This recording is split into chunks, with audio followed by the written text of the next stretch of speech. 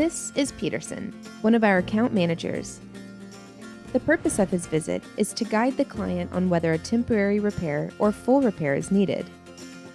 Find the cause, fix the cause, Dry any damaged areas to avoid dangerous mold from developing. and now you're ready for the crew to show up. Our technicians use 3 pieces of equipment to help assess your property's water damage problems: moisture meters, a flare gun, and a moisture reader. They document their findings, and now it's time to get to work.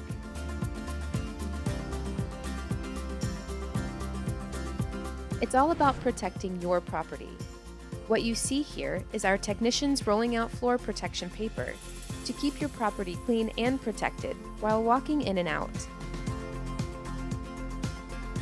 All of our technicians are required to wear proper PPE like suits, masks, and gloves while executing your project.